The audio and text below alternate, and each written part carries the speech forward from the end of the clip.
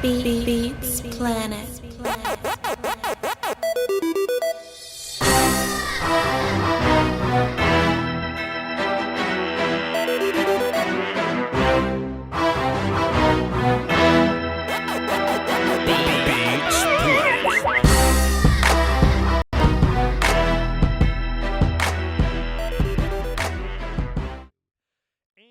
Back. So it seems to be a little bit of heat in the streets.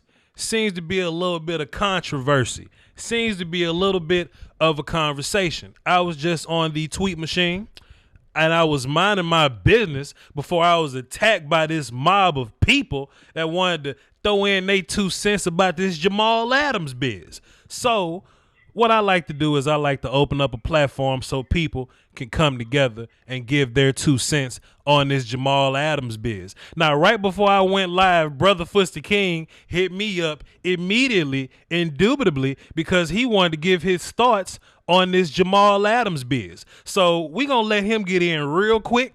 Then I'm going to give my thoughts. I'm going to open up the phones. We're going to do chat box things. And hopefully this turns out to be fun. Brother Fuster King, what's happening, man? What's up, good man? Listen, I want to say my piece, but first I want to say, Voch, your new setup is amazing. Appreciate you. I love what you're doing, man. You know, more FaceTime. You the man, bro. Appreciate really you. one of the hard-working people on the YouTube machine, man. And you keep me sharp. You keep me on my game. Man, appreciate you, man. Appreciate you. When it comes to Jamal Adams, no. And if you want to argue with me when I hang up, cool. But guess what? We just had Xavier Woods come out and say, you know what? We were held back last year. Something that me and you jumped on mid-season. Sure. Okay? Is how good of a coach really is Chris Richard. Hey, he may be a great coach, but like I said in my last video, I think that he was over-coaching. You can over-coach sometimes. Right. So I want to let Xavier Woods and prayerfully Donovan Wilson rock out. Donovan, I love Jamal Adams, but he's not that type of a safety that he changes life for you. He's not Earl Thomas. Okay? He's just not. He's good in the box, great in run fits, but he's not Tyrann Matthews. You can't put him on the roof and he's sideline to sideline. That's not what he does, and that's really what Dallas needs. So for me, it's a no. I'm gonna hang up and listen, good man. Hey man, appreciate you, Fuster King. You know you can feel free to call back into the show whenever you like, sir. Whenever you like. All right, so Brother Foots wanted to get his thoughts and opinions. Let me close it up. He wanted to get his thoughts and opinions out. Appreciate you, Brother Foots, for jumping in there. Here's my thoughts, okay? Matter of fact, let me do this. Just to kind of be appropriate here. Just to kind of be correct here. Just to kind of, you know what I mean? Let me say a bunch of great things about Jamal Adams before I get going. Let me say all the good things first. Let me move my microphone around. Jamal Adams is a fantastic player. Let me say that. When I say that he's a box safety, that's not diminishing what he is. I was on the Twitter machine and I called him a box safety, and there was a handful of people, Skywalker still included. I would love to get his thoughts on this too. But they thought because I called him a box safety, that means I was diminishing who he was as a player, because there's a negative connotation associated with box safety, just like there's a negative connotation associated with guards and right tackles, just like there's a negative connotation associated with like nickel corners or whatever. Oh, why is he playing nickel? He can't play outside. Why is he playing right tackle? He can't play left tackle. You know, there's just negative things that come with certain positions. But I'm not hating on Jamal Adams because he's a box safety. If you think about what he does well, he's very good versus the run, in which you would need him in the box to do so. He's good at covering tight ends, in which you would need him close to the line of scrimmage to do so. If you want him to, disrupt a slot receiver at the line of scrimmage and make a play within that vicinity or whatever, within the first 15 yards or so, sure. That's what you have to do in the box, right? When the further away Jamal gets from the football, he tends to look like a different player. So me calling him a box safety That ain't me disrespecting what he does. He's just a really good box safety. But when you think about certain positions having more value in the National Football League than others, it don't matter how good you are. Certain positions have more value. Free safeties have more value than box safeties. 3 techs have more value than 1 techs. There's a reason why there's not this $20 million market for 1 techs. There's not a $20 million market for, you know what I mean, for these big heavy guys. Aaron Donald makes that money. Chris Jones make that money. Snacks Harrison not gonna make $20 million, and he may be the best 1 tech in the league right now. We don't know. And he ain't even on the team right now. So, you know, some positions just get weighed different. Dan the man, he is not a free safety. Relax. But when it comes to him being on the Cowboys, let me say this too. To be nice, to be fair, to be appropriate to Jamal Adams, I think Jamal Adams would be really good in Dallas. I think Jamal Adams would be an excellent player in Dallas. I think if we were to acquire Jamal Adams, boy, Jamal Adams would just fit this thing perfectly. My problem is how you acquire Jamal Adams. Oh, okay. You saying that Xavier Woods is a free safety. Pardon me, sir. I was jumping on you. My bad. My problem is how you acquire Jamal Adams. And if y'all want to call into the show, I got my phone set up. Pardon me. So if y'all want to get in line right now to hop on and, you know, kind of talk your piece or whatever, the number is 515-606-5187. Access code 309104. It's on the screen. It's in the description. The phone line's open. Just to kind of get in line so when we transition. But so I would love to have Jamal Adams on this team, but my problem is how you acquire him. It's how you acquire Jamal Adams. And I'm on the Twitter machine. If we was to give up, you know, like some day 3 pick, possibly a day 2 pick, we can have a conversation about Jamal Adams. But there seems to be some people upset that I refuse to give away a 1st round pick for Jamal Adams. Somebody made the idea. Well, Voch, Jamal Adams is a proven Pro Bowl player, and you don't know what you're gonna get with that 1st round pick.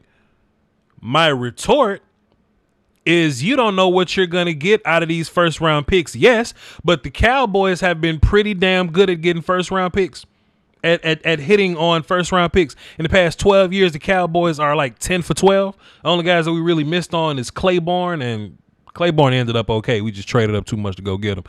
Claiborne and Taco Charlton. And Taco Charlton was a reflection on what the coaching staff wanted to do. That staff ain't here no more. But it's in the books. So we were 10 for 12 on 1st round picks. We're not one of these teams that get the 1st round pick right every now and then. We're not Seattle. You know? We're not Oakland. A 1st round pick on this team is way more valuable than a 1st round pick elsewhere. You see what I'm saying? So no, I don't want to give up a 1st round pick, because there were some people that wanted to give up a 1st round pick last year. Oh, Voch, let's give up a 1st round pick to go get Jamal Adams and save this season right now. A cheap CeeDee Lamb is better than an expensive box safety. Easy. A cheap CeeDee Lamb is infinitely better than an expensive box safety. Having Tyron Smith for 5 years, Zach Martin for 5 years, Travis Frederick for 5 years. I wish Byron would have played corner for 5 years, but it is what it is. Van Der Esch for 5 years. Having those guys cheap is infinitely more valuable than acquiring CeeDee Lamb for 5 years. Is more valuable than spending big money on a box safety right now. Let's talk about what the Cowboys do. And I love this. The Cowboys are modeling their game behind a handful of teams. there are two types of teams in the draft. It's teams that draft well and it's teams that don't. The teams that draft well seem to know that they draft well. The teams that don't draft well have no idea that they're bad drafters. They have no clue. So how do the Cowboys build this thing that we do? If we're going to pay money for a player that's not ours, it's going to be small money. If we dish out big money, for the most part, it's a guy that we've had on our team that we drafted. Amari Cooper is like the new example that don't really fit that, but he's the only one. And we still had one relative cheap year of him. So we draft and pay our players. We don't pay other people's players. This is why that's so significant to me. Stephen Jones and Will McClay want to build a dynasty. They don't just want to make a run at it. They want to build a dynasty. And I saw some people on my Twitter machine that says, well, Voch, don't you want to give up that first round pick and make a run at it? This is my problem with making a run at it. If you make a run at it one time and miss, you've ruined your team and you may never go back. I don't care how good Jamal Adams is. I don't want to sacrifice my cap and my future to make one run at it, when I can build this team properly and make multiple runs at it. What you mean by that, Voch? I often refer to this as selling your soul. I call it selling your soul. When you give away everything to acquire a handful of players and you spend all your monies and you put all of your monies in these improper places, you sell your soul and you never make multiple runs at it. You think about why the Ravens make multiple runs at it? Because they're constantly drafting. And they may sign a guy like Earl Thomas, but they're not giving away their first round picks because first round picks in that organization is valuable. First round picks to the Vikings are valuable. First round picks to the Cowboys are valuable. But think about what the Rams did. The Rams just wanted to throw some money out to make a run at it. And to be fair, they made a run at it. But look at them now. They made a run at they went to go get Ndamukong Suh, and they went to go get Talib, and they went to go get Marcus Peters, and they went to go get what's his face that plays in the box, the linebacker, Clay Matthews, and they went to go get the safety, and they went to go get damn, it's another player I'm missing. Who am I thinking? Brandon Cooks. They wanted to drop that $16 million on Brandon Cooks. They went to sell their soul to make a run. And to be fair, they made their run. But now you can't sustain those guys. Now you can't pay, Roger Saffold. You can't pay your center. Valuable guys on that offensive line. Todd Gurley got to go because all of a sudden he's making too much money. Those cornerbacks that you had, they gone. You got Jalen Ramsey right now, but that only sets you back because now you can't make any other moves. You have to draft to sustain your success. And I know I'm speaking with a lot of passion. I'm not saying guys are wrong. I'm not saying y'all are wrong for liking Jamal Adams. I like Jamal Adams too. I just get real passionate about my opinion. Think about the Giants, right? Oh, the New York Giants. Let's go make this run. Let's go make this run, New York Giants. So you pay big money to Snacks Harrison. You pay big money to Olivier Vernon. You pay this big money. That whole D-line was control. They didn't draft that D-line. They paid for those guys. They paid for those DBs. The Giants spent $1 billion on defense to try to stop the Cowboys. The Cowboys went to the playoffs. We lost 2 games. Granted, we lost to the Giants. But boy, when you cannot sustain that money, Look at what it does to your franchise. None of them damn players on that team no more. Why did they spend that money on Olivier Vernon? I think we was playing. He was a Dolphin or something. I think, and he had a good game versus Tyron, and they was like, yo, we got to pay Olivier Vernon whatever he wants. We got to go get Olivier Vernon. We're not going to draft well. We're just going to go get those guys. We're just going to throw money and sell our soul. And the Giants go from an 11-5 playoff team to, all right, we just drafted an offensive lineman with the 4th overall pick. That's cool. You know what I'm saying? Think about it. I would rather have the Janoris Jenkins. Thank you. I would rather have the dynasty that I'm building slowly, but once I'm in the fight, I'm in the fight. I would rather have that. I would much rather have that than let's just make one run at it.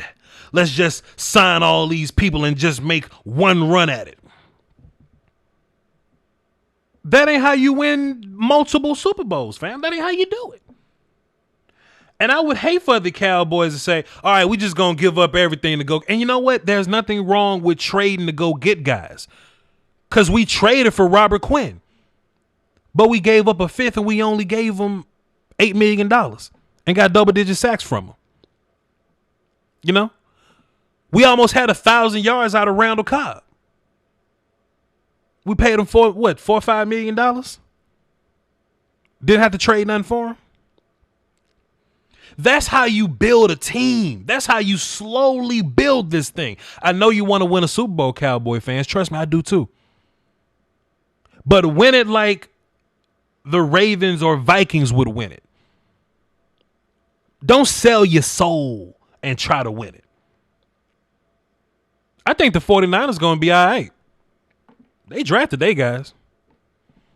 I mean, they spent some money, sure. They trying to trade their linebacker and get him up out of here now. I think they're kind of seeing how this thing going right now, you know, to where they signed what's my man, Quan Alexander and D Ford.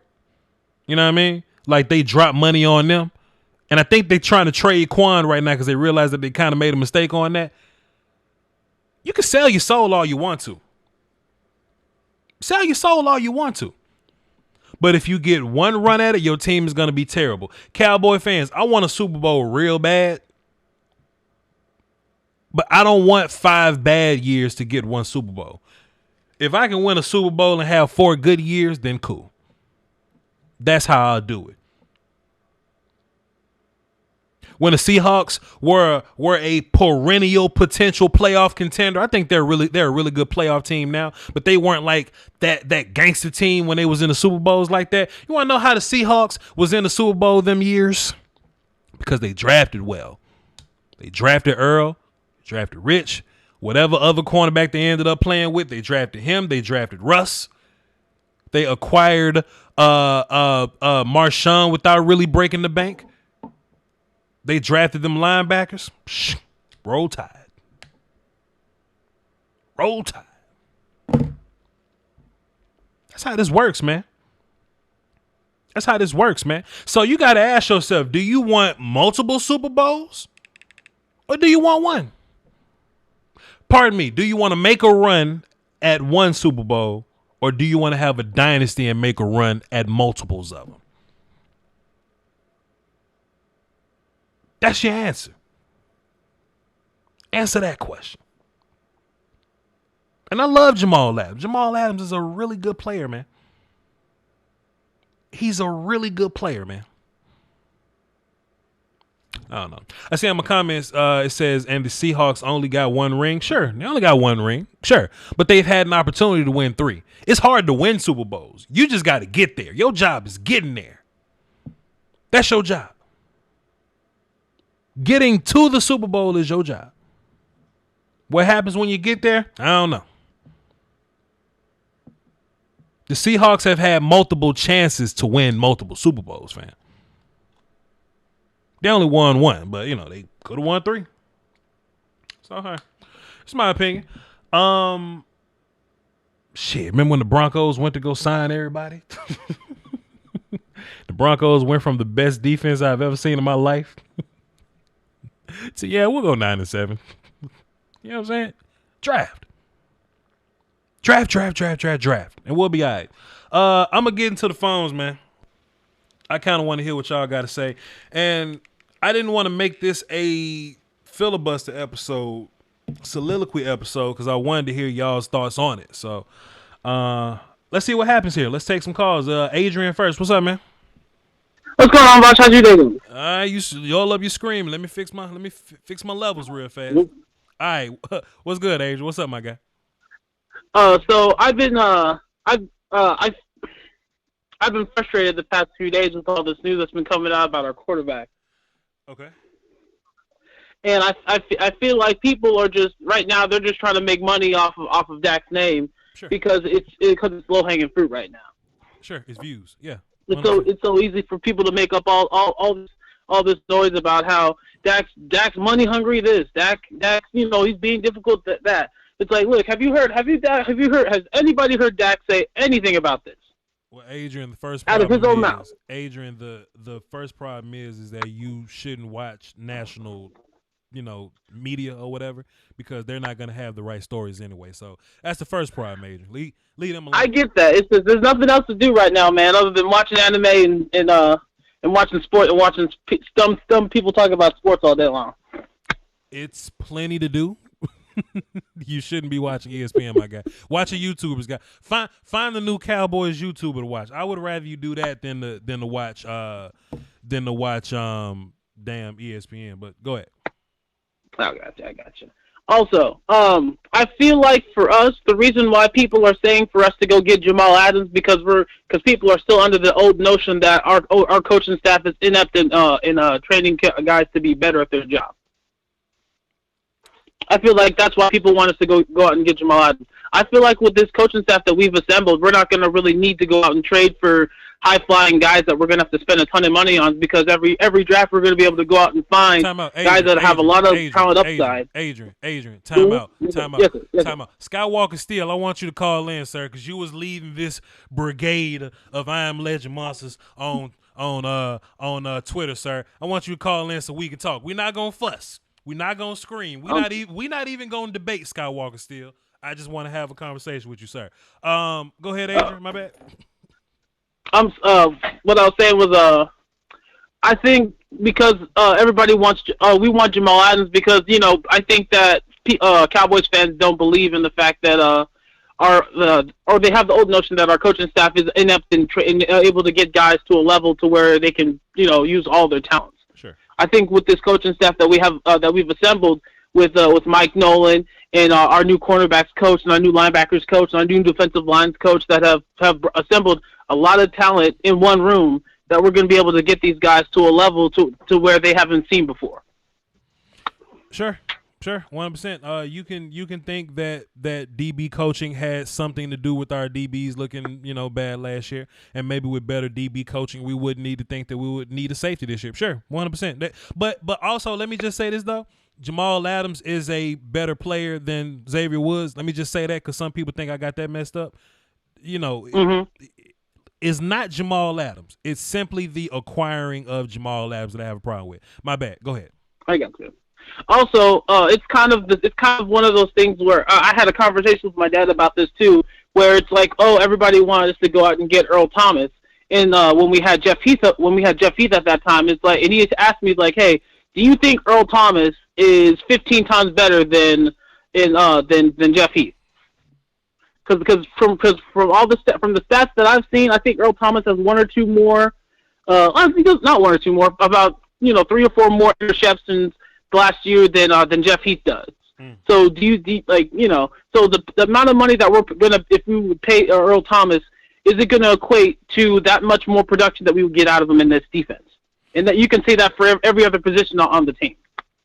I don't normally get into like football math because football math kind of makes things weird. But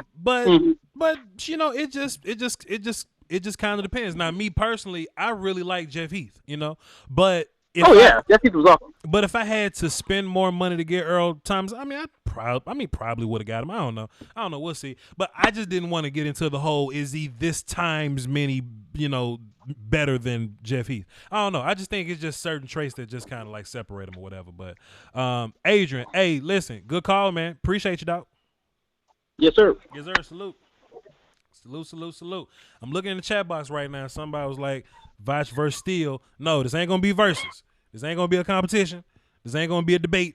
It's not gonna be a shouting match. I just simply want to have a conversation. I just want to get his side of the story. I just want him to understand mine. We was talking on Twitter, and I wanted to type a whole paragraph till I realized I don't really type that well. I don't really type that well, so I didn't want to type that much. But I'm a talker. I talk all day. That's what I want to do. So it's not going to be a shout match. I respect him and what they doing over there. I just need some answers. That's it. Short dog, what's crack-a-lacking? Short dog. You got me on mute, short dog. Unmute me. Hello? Short dog? All right, short dog, call back, man. And when you call back, we're going to get you up front. Because you one of the privileged people, man. So call me back, short dog. Call me back. We're going to go Dave from New York. What's up, Dave? The Cowboy 6-1 boy. What did it do? What's up, my guy? Oh, Dave, time out. Dave, stop. Dave, I'm going to mute you. Dave, I'm sorry. Dave, don't go nowhere. I think this is an interesting conversation. Don't move. Mad Dog, I'm bringing you in because you're a Jets fan and you know more about this situation than others. What's up, Mad Dog? It's been a while, brother. Salute to you, Voch, man. Yo, first of all, I'm not calling you Coach. Salute to you, Coach, man. How you doing, Coach? Man, I'm grateful, man. I'm grateful. You know what, man? You know how we so similar, man? I be seeing you in these YouTube chat boxes, man, shouting out the, you know what I mean? Listen, man, shouting out the late great Black Phillip and spreading all of his teachings, man. Can I just salute you for that, bro? Can I just salute you for that? It almost brought a tear to my eye when I saw the great Voch. I'm like, oh, of course, my brother in arms would, of course, be saluting the great Patricio Neal. So it's a salute to you too, man. You're a great general. Yeah. You know what I mean? You're Julius Caesar. You know what I mean? You're Alexander the Great in this YouTube game, man. I salute to you, man. Appreciate you. But, now, quickly though, Mad Dog, because I got a gang of calls and I got Steele on the phone. I got you. Can you talk to us about Jamal Adams from a Jets fan's perspective, sir? Dude, all right. So I'm gonna give you the good and the bad. Okay. The good. I love Jamal Adams. Right.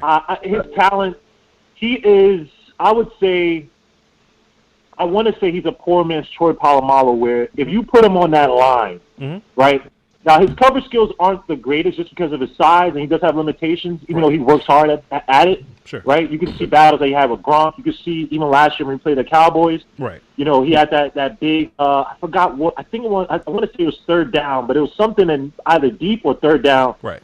And he get a little grab happy at times. But when you put him on that line, in terms of harassing a quarterback, getting guys in the intermediate, guys out in the space, sure, he is a demon. Sure. You put him, and the thing about it, that his size actually works to his advantage because you can't really see where he is. Right. And so you got high behind the defensive lineman. He plays great in the gaps in terms of coming after the quarterback, coming after guys in the run game. He is beautiful to watch, bro. But the thing about it is that when you watch him, right, is he a game changer on defense like that, right? When I think of game changers where it's like, I'm going to pay this guy whatever he wants, I'm thinking about Lawrence Taylor. Yeah. I'm thinking about even Darrelle Revis, where my game plan is I cannot throw to one side of the field because of Darrelle Revis, because he's just going to shut down whatever wide receivers on that side, except for Randy Moss and the dude that used to play for the Bills, the shifty receiver. Oh, my gosh. Not Lee Evans. I can't remember this guy's name. He had like a nose ring or some weird tattoo on his face. Whatever. Right. Great like that, right? Right. One bad thing about Jamal Adams I don't like, and it has to do with the locker room stuff, is that when you're winning, everything is good, right? But when you're losing, he gets moody. And he come out to the media, he starts saying little chirpy things here and there. Where it's like, all right, come on, dude. You're supposed to be a leader. You can't be going with the flow of trying to. And I know people say, oh, he wants to get paid and stuff like that, but when you're a leader, you hear that stuff off the court. You know what I mean? So other than that, I love Jamal Adams. Is he worth a first and a third? For what the Cowboys have, from from the Jets' perspective, you're damn right. I'd give us a first or third week good because we still need the offensive lineman. Right. We need a top wide receiver. Salute to CD Lamb. That was one of my guys I wish we had. You know what, Mad Dog? Think about this though. This almost happened. Like, okay, so let's say last year, right? If Cowboy fans had their way, we would have sent y'all a first round pick in Zach Martin. If Cowboy fans had their way, y'all would have Mekhi Becton, Zach Martin, and CD Lamb right now. And you mentioned something that was so excellent. Yes, sir. Right? You mentioned how other teams build. I think you mentioned the Vikings and 49ers, right? And then other teams that build in the trenches, right? Like the Ravens, right? Yes, sir. Joe Douglas comes from that school of thought. Mm-hmm. So we would have loaded up that other first rounder. Maybe would have. I mean, Andrew Thomas was my guy, but Mekhi Becton has high upside. Sure. And I probably would have liked. I would probably like Isaiah Wilson. Mm-hmm. If we had that other first, maybe kind of, whatever. So we would have had that and Zach dude, Lord Jesus Christ. Man, we would have been. Look, y'all almost got us, man. Y'all almost got us. But look, I appreciate you. Listen, I appreciate you. Call back, though. Call back, because I got to get to this call, though. Mad Dog, appreciate you, sir. Got you. Keep on fighting that good fight for the black Phillip people. You keep on fighting that good fight. All right, let's get young Skywalker Steel up in here. Let me just dress this up appropriately. Young Steel, what's happening, man? What it do, young OG? The young boy. So first of all, let me surround this opening segment with flowers, sir. Y'all are doing fantastic. Y'all are doing fantastic things over there with the late night hype, man. I've been retweeting y'all. I've been sending people over there, you know what I'm saying? Just the guests y'all been having on, the vibes, the interviews, the chill feel and all that, man. Y'all been doing fantastic work. I tried to interview people once upon a time years ago. Interviewing people is whack to me. It's hard to do. I'm not good at it, but y'all excel. You know what I mean? And y'all have found this fantastic lane where Cowboy people can come by and just chill with y'all's guests or whatever. Y'all doing fantastic things over there. I wanted to give you flowers, sir. Chat box, clap it up for them over there. I appreciate that, man. Yes, sir. Appreciate that, man. Appreciate that a whole hell of a lot. We working hard, and the interview thing is different. It's definitely different. And one of the something I was doing, Big Game James mostly did it, and working with him and kind of just came along. But we trying. 100%, Mr. Wolf. Now, don't think just because I gave you all these flowers that I'm about to just simply take it easy on you, sir, because I know your show, bro. I know your show. Okay, cool. And I didn't bring you here to shout at you. I didn't bring you here to scream at you. I just want to have a conversation because we can only do so much on Twitter. I just want to make these points to you, sir, then you can feel free to retort. So one of the points you were saying was, when I called Jamal Adams a box safety, there seems to be a negative connotation associated with the term box safety. I'm a film guy. I watch a lot of film on Jamal Adams, and whether he's blitzing the quarterback, whether he's covering the tight end, whether he's playing in the flats, playing hook and curl, he's better around the line of scrimmage than he is playing free. I think the farther you get him away from the line of scrimmage, I think the worse of a player that he is. So when I call him box safety, I'm not hating on him. I just think he's a box safety. How long have you been listening? Did you listen to my previous explanation or whatever? How long you been? When you first hopped, I've probably been listening for about 10, 15. I just hopped in and when I got in the comments. So whenever you saw me, that's how long I've been listening. Peep this out. The one thing I don't want to do, Skywalker Steel, I love Jamal Adams as a player. I just don't want to sell my soul to get him. What I mean by selling my soul, when you see these other teams, they sell their soul for one shot at it. Now, Skywalker Steel, you are a Cowboys fan, and I know you want to win a Super Bowl. I do too. But the only thing that's better than a Super Bowl is 2 Super Bowls. The only thing better than 2 is a threesome. I'm trying to get a dynasty, young Skywalker Steel, and you can't get a dynasty. You can't win a dynasty selling your soul. Think about what the Giants did to sell their soul, and now we don't see them anymore. Think about what the Rams did, spent all that money to sell their soul. Just because you reach to go acquire a player, you can make one run.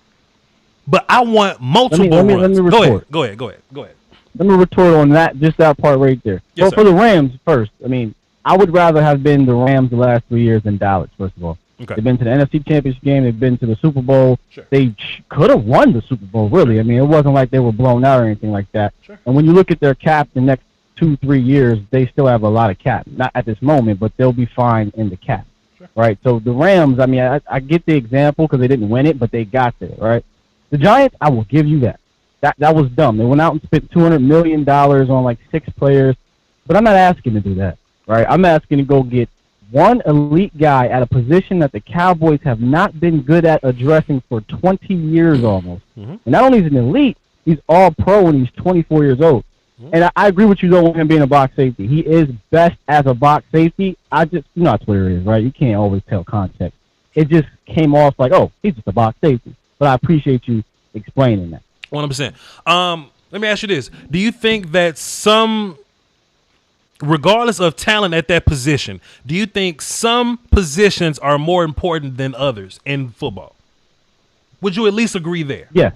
Okay. Absolutely. So in my mind, I think box safety is right in there with Sam linebacker, which is right in there with one tech, right? Of course, if you had the best one tech in the league, that's good for you. You got the best one tech in the league, but Snacks Harrison isn't super chased after for a reason. Dontari Poe is not in that $20 million bracket that these 3 techs are, that these Chris Johnson guys are, that these Chris Jones guys, that these Aaron Donald guys. You know what I mean? I just think certain positions are more important than others. If I had to spend a first-round pick to go get a player, I would rather get an edge rusher. I would rather get a 3 tech. I would rather get a corner. I would rather get a offensive lineman or something like that. Wide receiver, whatever.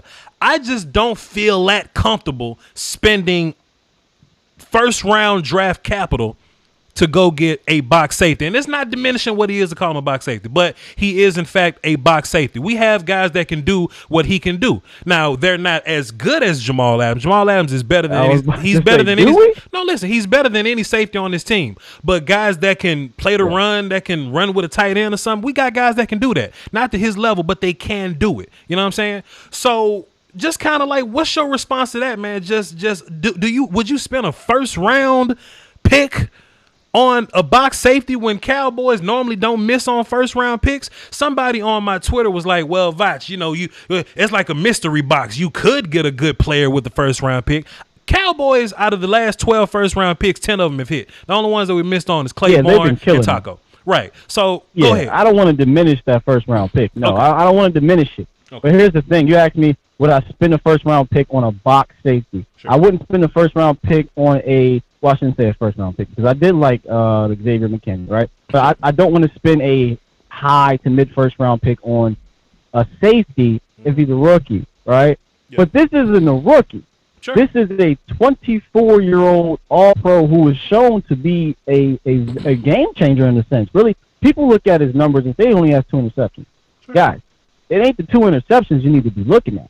Sure. And if you are the type of player that or a type of person that doesn't believe in the box safety or doesn't believe in a safety and you treat it as a one tech, hey, I can't be mad at that. If that's your viewing, then that's an understandable viewing. Yeah. I just look at it as this is a position the Cowboys cannot even get a grasp on. I mean, do we have to go down the list? Watch, you know the list. I know the list. Safeties in Dallas, sure. And it's been piss poor.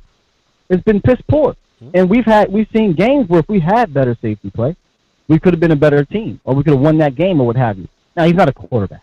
I'm not saying he has that kind of, appeal on the field. Mm-hmm. But if all I'm giving up, and I understand, I wasn't one of the type of guys that want to give up Tyron Smith or Zach Martin and all that crap. That's stupid.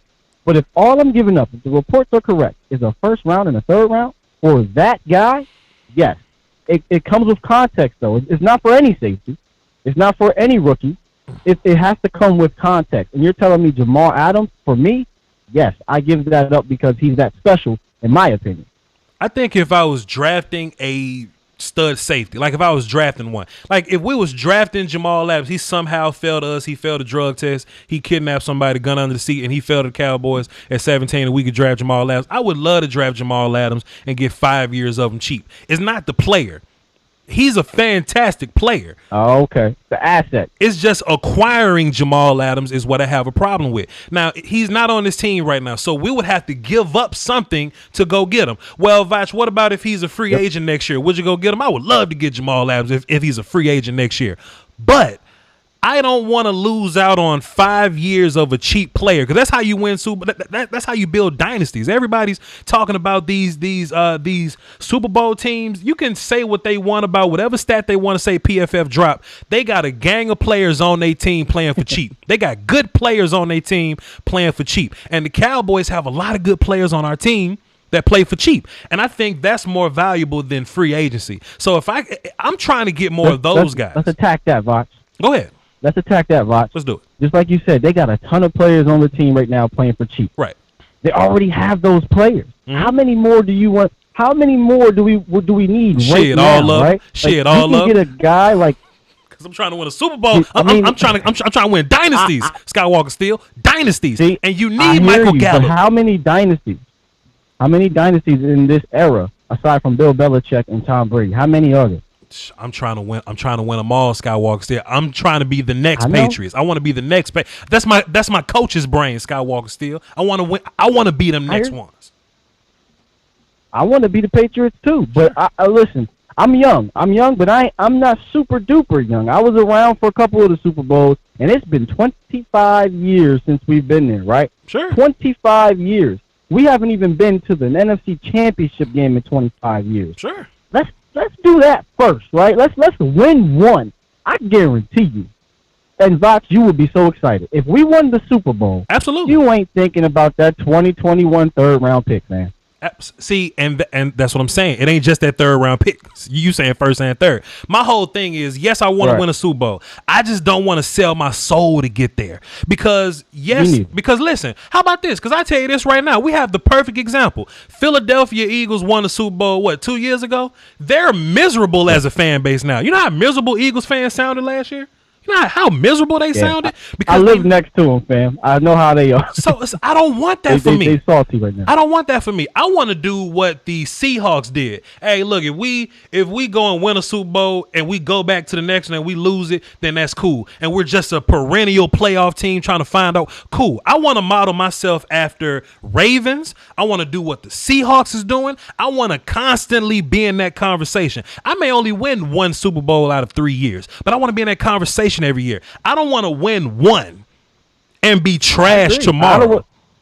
You see what I'm saying? But the thing, I agree. I want to win multiple as well. I totally understand that. But in this day and age, that is really, really hard. And I personally don't think trading for Jamal Adams and then paying him is going to put you in a hole where you can't become competitive. Because one thing that you say, and I agree with a whole lot, is that this team can draft, right?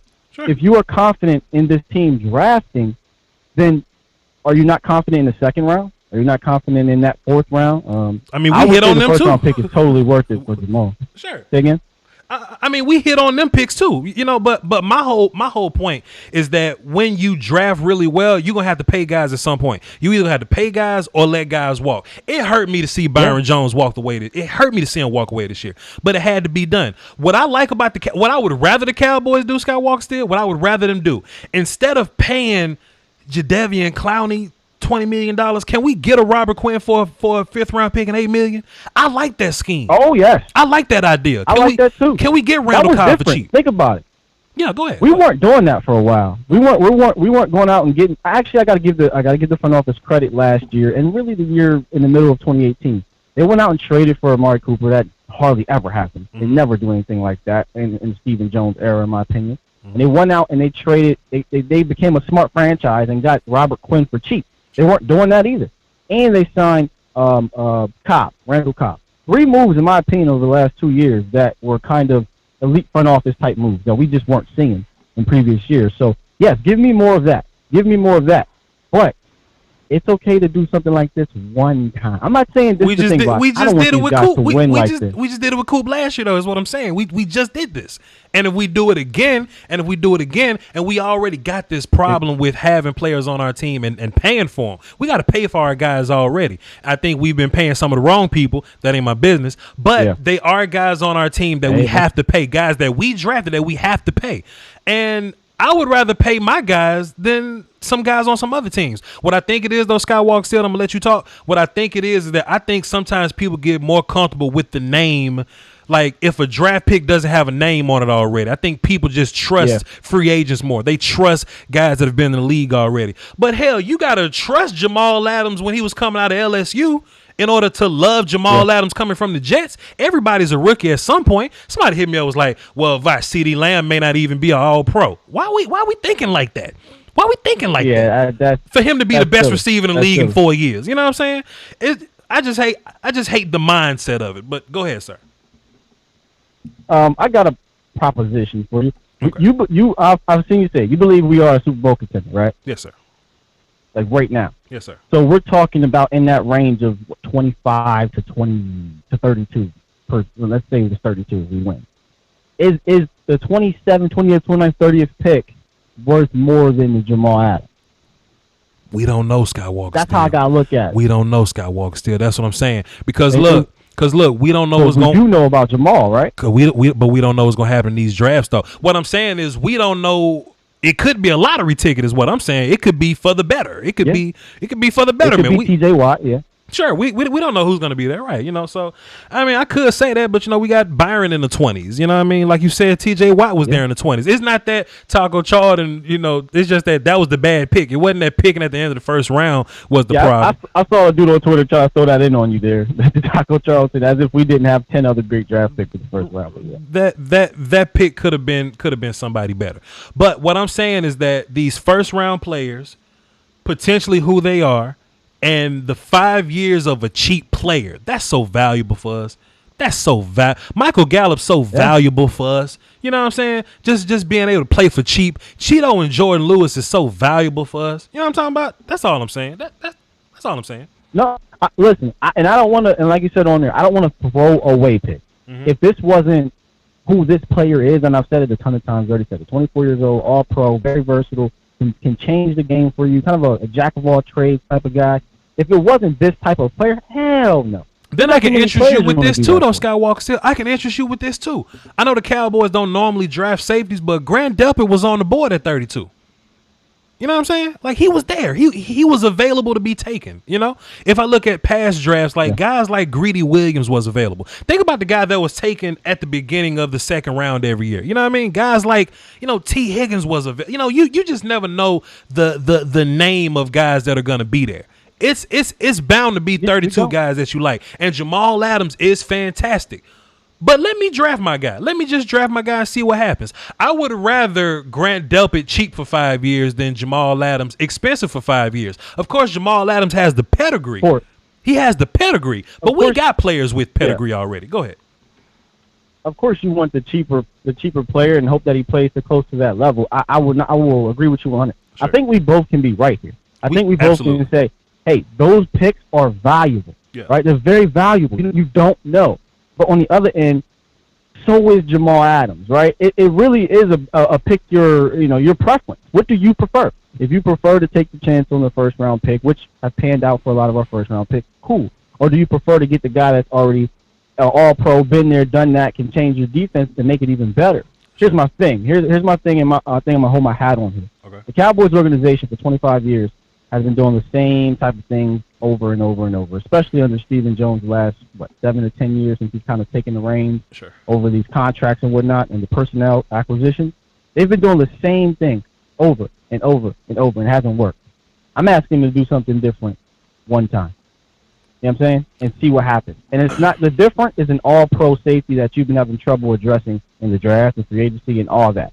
Just do something different, man, because we've been doing the same thing for 2 decades and it has not worked. I know we want to talk dynasties, but, man, we got to get to the NFC Championship game first and then win the Super Bowl first. I can't even think dynasties, man, because we ain't even being successful in the playoffs right now. 2 things I just want to say. First of all, we got a lot. We have to put a lot of that on Jason Garrett's shoulders, first of all. Oh, yeah. There's no way you can hate him and be like, oh, we ain't got good players the last 4 years. No, I mean, you blame your coach, blame your coach. You either think Jason is great and the team is bad, or the team has been good and Jason holding them back. That's the only 2 camps you could be in. You can't say the team is bad and Jason was bad. Also, I just want to get Cowboy fans to a point to where can we start thinking about the 90s? I don't want to hear the Cowboys ain't been great in 20 years. I don't want to hear that no more. What he said that? Darren Woodson came on the show and said Cowboy fans have to stop putting that pressure on these players to be the 90s. The 90s is over. Sure. Stop talking about trying to be the 90s. Sure. Let's just stop and stop saying, oh, we ain't done nothing since something. Well, what have we done since 2005? I think we've done a solid job rebuilding because, to be fair, this team was in shambles. This team was in shambles about a decade ago. So I've been looking at this as a rebuilding phase, bro. And it shouldn't be looked at like that. But it shouldn't be looked at like that. But I just look at it in my brain. And I just think, man, I think with new coaching, this team is gonna just do things that and look, I could be positive Cowboy fan. I could be not pessimistic, optimistic Cowboy fan. I could be that. Yep. But I think everything that we want, everything that we talking about, the championship game and all, I think that comes with having better coaching. And I just think this team is fantastic. I don't want to sell my soul. I want to have multiple wins. I believe in draft picks. I want everybody to study these players. Somebody was like, well, Voch, what do you think the COVID is going to do to the college football season? Them players ain't going to be good no way. Now the 2021 draft class ain't shit. I just want people to stop making excuses for your own thoughts. Stop making excuses. You made some good points I agree with. I had my minds, you know what I'm saying? It just kind of is what it is, though, man. You had any let me go ahead.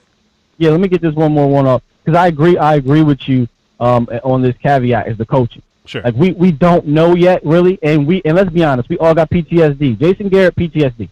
I'm not gonna lie, I still kind of got Jason Garrett PTSD. I had it going into the draft. I had it up on pick 17. Sure. I kept telling myself I want CeeDee Lamb, but we know Dallas. They're going to take the cat from LSU, right? I have PTSD, so I will admit we have to wait and see what McCarthy and Co can do. I think they can make certain players better, and I'm on record saying I think this team can be very good with the safeties they already have. Sure. Super Bowl good? I don't know yet. I got to see. Question mark on that defense. It's still a question mark right now, and I don't think Adams is a question mark as well.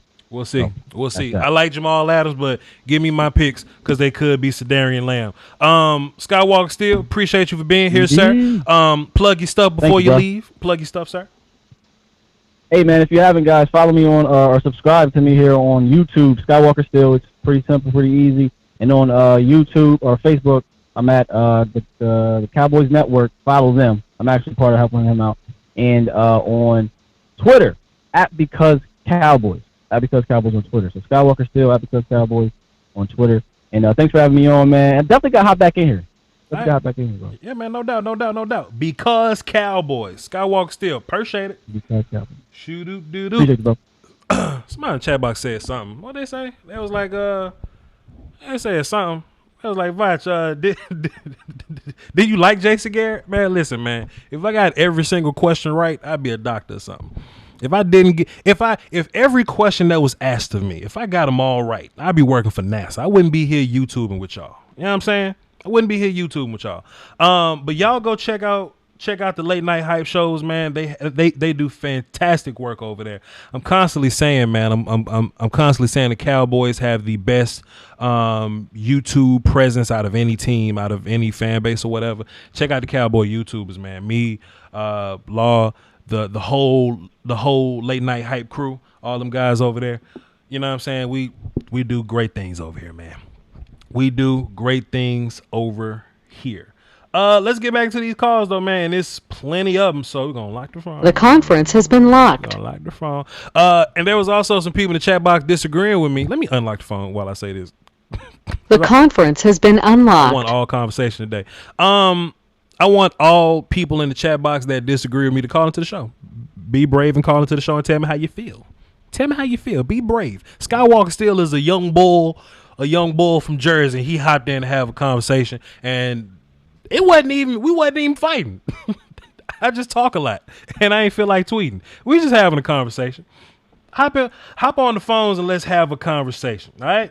Number to call in is 515-606-5187. Access code 309-104. Unless you attack me first, then I'm gonna come back and attack you. But that's just how the game is. Dave from Texas, I'm so sorry. I just had to get some insight, man. I know I brought you in and got you up out. Not Dave from Texas. Dave from New York. I got you in. I got you right back out. I had to take them calls, man. Dave, I'm so sorry, sir. Dave from New York. My bad. What's up, bro? What up, Voch? And you know what? One thing I'm gonna say to you. Yes, sir. It's always worth the wait to hear Voch Lombardi. Damn, I appreciate it, man. I appreciate it. Listen, well, one thing I want to touch on is like, correct me if I'm wrong, but in Cowboy history, yes, sir, the notables, Michael Downs, Roy Williams, and Darren Woodson, as in terms of safety. Sure.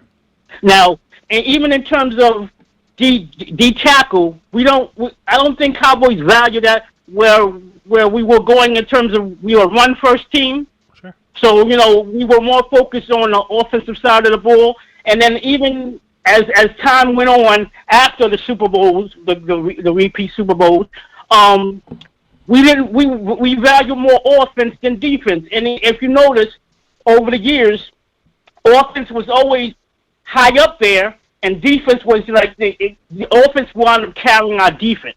Sure. And even just for the past, I say 2-3 years, we actually focused on both sides of the ball. And now even in terms of, we kind of went back when we got. I love the pick, CeeDee Lamb. We kind of went back where we focus on offense, and that's just kind of like our way. But one thing I'm gonna say, and then I'm gonna hang up, is that I want to win multiple. I don't think we should bet the farm on Jamal Adams, a first and third, or anything of what the Jets were asking for. I don't think I'm not going to not diminish his value, but I don't think we should sell a farm for Jamal Adams, even in terms of when we was high on what's his name? Earl Thomas. Yeah, Earl Thomas. Yeah, thank you. Earl Thomas.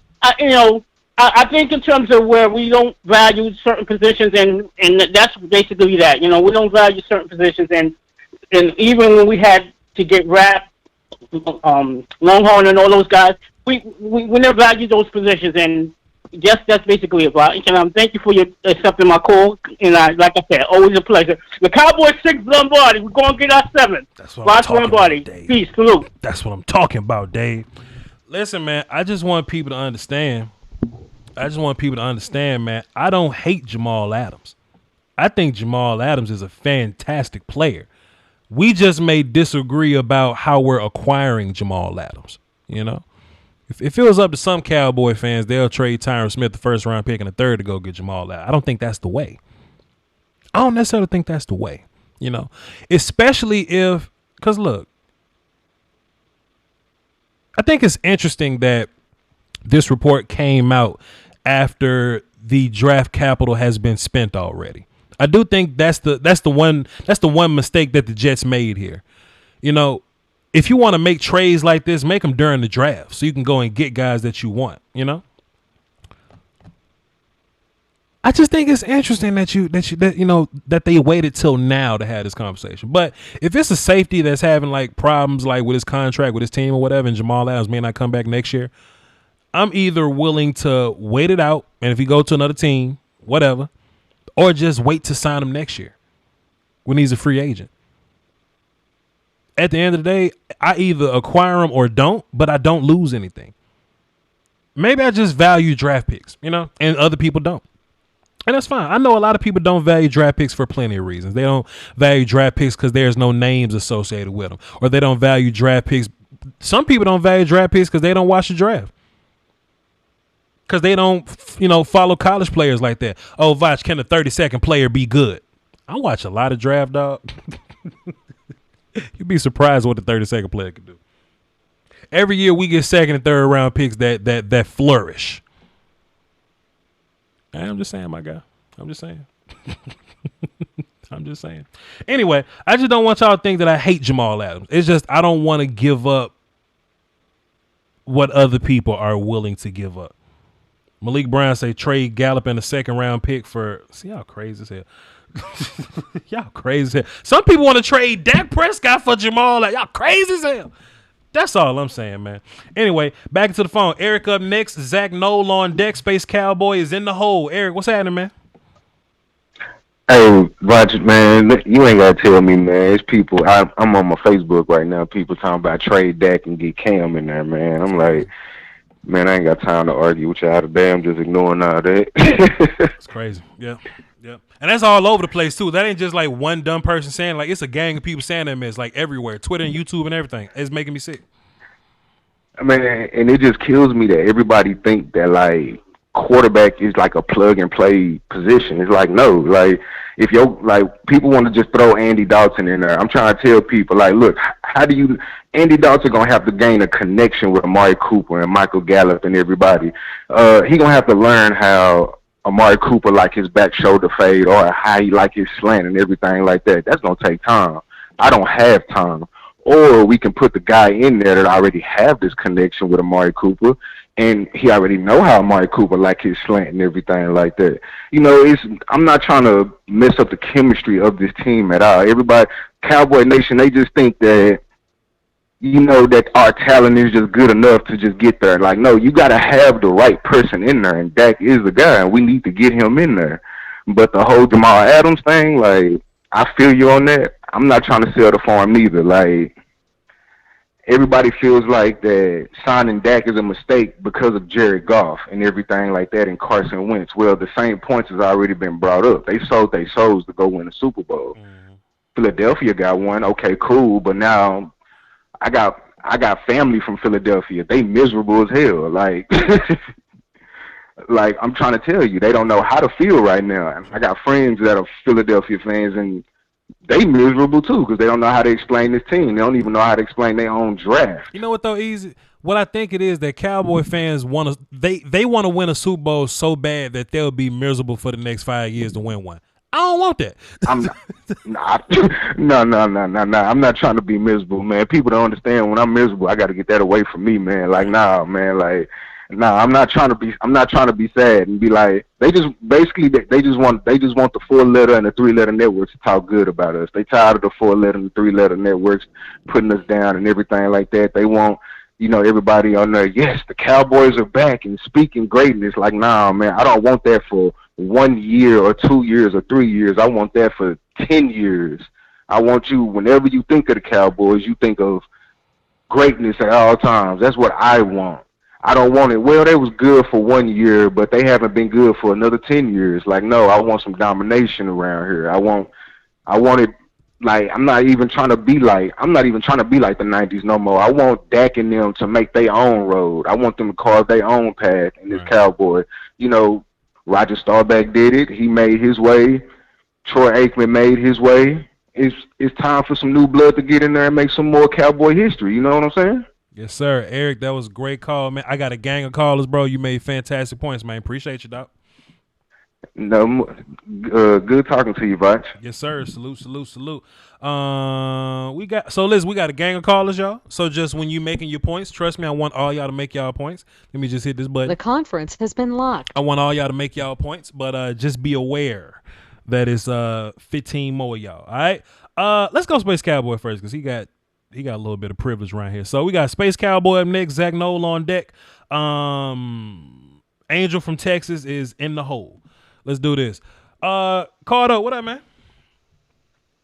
Oh, nothing much, man. I'm sorry I haven't been calling into your show. I just graduated. I put that on the front fourth before I do anything else. Can y'all clap it up for Space Cowboy for getting his life together so he ain't got to do this YouTube shit? Can y'all clap up for Space Cowboy? Salute to you, man. Salute to you graduating, my guy. What you got for the show? Thank you. No, thank you. No, I've been listening in, and I've been trying to take in what everyone's been saying because obviously that's the big thing. But for me personally, I think that you should probably, if you're going to go after Jamal Adams, you could probably go after him in free agency. Now, the biggest question mark is what the salary cap's going to look like because of COVID. They're expecting the salary cap to drop probably between $2 to $5 million, from 2020. Sure. And the Cowboys are projected around, depending on what Dak's deal is going to look like, you're probably looking at around $28 to $40 million because obviously with Travis retiring, it opens up some money there. Sure. And then another key point is that, and I don't think anyone's mentioned this, but the Cowboys are lined up to get 2 third-round compensation picks. So even if the Cowboys do acquire Jamal, So if the Cowboys, go ahead, talk to him. Go ahead. So even if the Cowboys are projected to get Jamal Adams and they do get him, they're still in line to get another third-round compensation pick. Or hell, if you want to even say, okay, well, what if we trade for him? Well, even if you trade for him, you're still in line to get that third-round pick. The only problem I have with trading for Jamal Adams at this juncture of where he's at with the Jets is that he's on the, I believe if I'm correct, he's where Amari Cooper was, I think, when he was on his deal with the Raiders at that time. He has like a year and a half left, or it's his final year. Because when did he get drafted? 2017, I think, right? Yeah, it was 20. Yeah. Was it 2017? Yeah. I was just trying to make sure. So I mean, like for me, my fundamental belief is that a first round pick is a 5-year investment, right? We did that with Amari now. Mm-hmm. My only thing is like I don't know if you're able. Like I think you could definitely fit Jamal Adams. The numbers are there. My only issue is then like because I feel like the Cowboys have their core of players, right? Their offense is more or less set, in my opinion. Sure. I think defensively speaking, you have your linebackers, and obviously people got to remember we got to pay Leighton, at some point because he's instrumental to that defense. Him and Jalen is going to be that core of your defense, and you have DeMarcus Lawrence as your franchise, edge rusher. Your cornerbacks, I think the Cowboys, and I will admit, because I've been upset with how the Cowboys have really done with addressing the secondary, more so the safety position. Mm-hmm. But my thing is that every dynasty and every, great team will have a weakness somewhere. Sure. Because guess what? They can't fit all the holes on their team. Sure. That's like a known fact. Like the Patriots weren't an invincible juggernaut. I mean, yes, they had their great long strand of success, but there were moments where they showed weakness in certain parts of their in whatever position there may be. I mean, and trust me, I'm in the same, position as you, Voch. I want to be that next Patriots dynasty. I want to be that next great team in the NFL lore. But, and I agreed with the previous caller and Skywalker saying, like, look, we got to take baby steps first, right? We have to get to an NFC championship game or maybe get to a Super Bowl before we can think about winning the next one. I think I'm more of a year-by-year kind of guy, but that doesn't mean I'm, having a veil over me thinking, okay, we can't, that's not what we should try to go for, right? I'm trying to win it every damn year, You know what, though? So Let me say that, though, because that is facts. Let me just walk back a little bit. Yes, I should be concerned about winning one Super Bowl opposed to 3. However, I only made that statement as kind of a response to I don't want to sell the farm just to win one. Because when you sell the farm and sell your soul. No, I agree with you there, yeah. Go ahead. No, I'm sorry to cut you off, but that's good. like I was not disagreeing with you on that. I agree. I don't believe you should trade. Now, people don't understand first-round draft capital, and I'm more referring to the peanut gallery because people think first-round picks are just they're whatever. It's like, no, first-round picks have a huge amount of luxury in this league. And, if you can manage to trade down and get another one, that's a huge amount of value. Mm-hmm. And so the thing that worries me, right, Voch, is that what if our season goes awry and we end up with I'm not saying this is going to happen, I doubt this, but there still is that chance. What happens if that first-round pick that you traded to get Jamal Adams ends up becoming a top 10 pick? Because someone gets hurt. Like if Dak gets hurt or something, we end up drafting top 5. Absolutely. 100%. Exactly. And that's the biggest issue. Me personally, I'm okay with trading a second, a third. I'm okay with trading as much as I'm still against that to an extent. Sure. It's just I worry so much about those hypothetical situations. And I know, and trust me, the inner fan in me says, go get this guy. Go get your Super Bowl. Yeah. And I remember you made points about, look at what the Rams did. Look with teams like the Giants. Yeah. Hell, you can throw in the Jaguars. I know the Jaguars haven't done anything, but they're a team that spent a whole lot in free agency. Absolutely. You look at the Giants. And so my biggest concern, right, is I'm always, look, you build through the draft. Free agency is for plugging up holes such as getting your Gerald McCoys, your Dontari Poes, your, those types of guys. That's what free agency is for. I'm not saying, my whole thing is if you're going to go get Jamal Adams, do it in free agency. Don't trade assets for him. Because guess what? The Cowboys are going to have a ton of assets to have. And you're at that point, you'd be giving up, a third-round compensation pick. But guess what? You're still slated to get one. Right. I mean, he's looking for $15 million. Right. That's instantly going to take out one of your for me, I want to get as many damn draft picks as possible because guess what? If I have more ammunition, I could trade those picks for, let's say we need a tight end because something doesn't work out with Jarwin. I can throw a third-round pick to go get some really good guys, as much as I want to do that. But, like, my point is that I think that people are underestimating the certain situations that have happened. I mean, what was it? There was one situation where, granted this was for a quarterback, I understand that, but, like, when Deshaun Watson got hurt, right? Yeah. You had a situation where the Texans had a top 4 pick that they gave up to Cleveland, right? Right. That's why right. first-round picks are so important to have. Right. You know, and I know what some people might say, well, if it's giving up a first-round pick and it's like the 20th X amount of pick, then sure, yeah, in hindsight, yes. But remember, when we initially traded for Amari Cooper, right? Amari Cooper, when we had him, we were 3-4. We ended up going 3-5, and we were staring down the barrel of giving up a top 10 pick for Amari Cooper. Now, keep in mind, I was for that trade, Sure. and I'm not trying to sound like a hypocrite here, Sure. but at the end of the day, things worked out. And I think you pretty much are on the same boat with me. I don't know, but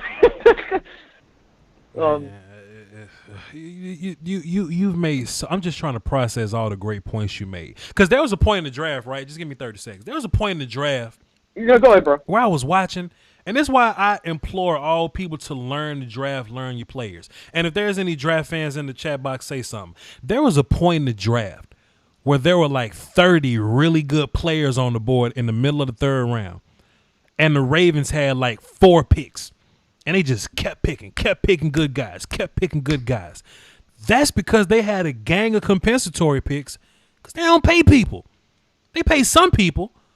But they keep that young draft rotation going. They don't necessarily give up those picks, you know what I'm saying, to go get guys. They build their team slowly.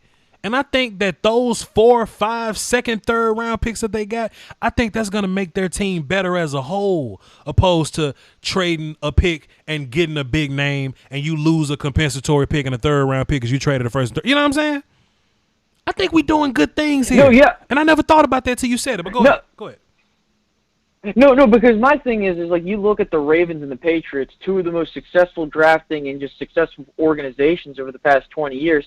They've amassed so many picks in the top 50 or the top 60, you know, that top echelon of picks, because that's where you get your elite players, you know, and usually every draft it varies how many elite players there are. But, you know, I think that the Cowboys, you know, I will say the Cowboys, you know, they did a fantastic job with this draft. And who knows if the virtual draft changed people's mindsets on certain players, you know, because we don't know. But I really do think that I'm not sure if you mentioned this, but when you look at what we did in our draft, you can go get that elite player at a certain position, and then you can draft however damn well you want at the other positions, right? Mm-hmm. When we got CeeDee Lamb, guess what? Other than Tyler, the rest were defense, you know? And that's how you draft. You get your elite players who are on the board regardless of position, because guess what? Having an elite player and knowing you have an elite player is a fantastic asset to have, right? Yeah. Because, you know, there's nothing wrong with making your team get better. And then when you look at the situation, is like, if I have a situation where you have 30 free agents, which the Cowboys have 30-plus, free agents going into 2021. Sure. When I looked at that list, really the ones that highlighted that list were Tyrone Crawford. You know, you have your cornerbacks and Cheeto and Jordan and stuff like that. Yeah. But other than that, and this is no disrespect to those players, but there's no like, oh, this guy I need to keep. Like last year, you know, we had the Byron situation. Sure. You had Robert Quinn. What are you going to do with him? Amari, Dak. The Cowboys don't have to worry about that in 2021. So if you're looking to make a play in free agency, if you want Jamal Adams, your smartest decision would be to go after him in free agency, because not only are you going to get him, you're also going to get a third-round compensation pick. Damn. And that's, you know. Space Cowboy, you have enlightened this show. And you know, and that's why I be trying to get people to go watch y'all shows, man, because I don't think of everything, man. I don't always think of every angle. I try to, but boy, I want my goddamn comp picks, man. What's wrong with y'all? Space Cowboy, that was fantastic, man. Do you have anything else in closing before I hang up on you? No, sir. I mean, other than my shout out for where these people can see my new, you know, all this content that I'm putting out.